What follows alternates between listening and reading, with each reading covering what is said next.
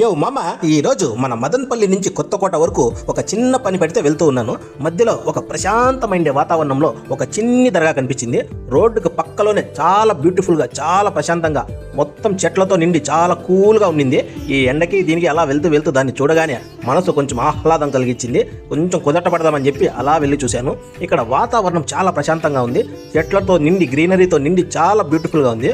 ముఖ్యంగా వచ్చి ఇక్కడ ఒక పెద్ద రావి చెట్టు, ఆ చెట్టు రావి చెట్ట మర్రి చెట్ట అనేది నాకు కరెక్ట్గా తెలియదు.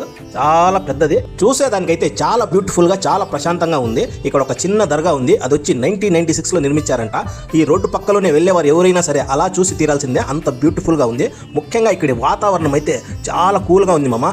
ఎండాకాలంలో ఇలాంటి ప్లేసెస్ చూస్తే మనసుకు ఒక ఇంత పులికింత వస్తుంది మామ. ఎగ్జాక్ట్గా అడ్రస్ చెప్పాలంటే మన మదనపల్లి హాస్లిన్స్ తర్వాత బి కొత్తకోట రూట్లో కొండ కిందపల్లి అనే ఒక గ్రామం వస్తుంది. అక్కడ హజరత్ బీబీ జమాలమ్మ దర్గా అనేది ఒకటి ఉంది. ఇప్పుడు మీరు చూస్తున్నారుగా, అదే ఈ ప్లేస్. ఇలాంటి దర్గాలు, గుళ్ళు, గోపురాలు ఈ రూట్ లో చాలా ఉన్నాయి. అంతేకాకుండా నేచర్ కూడా చాలా బాగుంటుంది. చాలా చోట్ల మర్రి చెట్లు, రావి చెట్లు ఈ రోడ్డు నిండా నిండి ఉన్నాయి. చాలా బ్యూటిఫుల్ గా, చాలా ప్రశాంతంగా ఉంటుంది ఈ రూట్.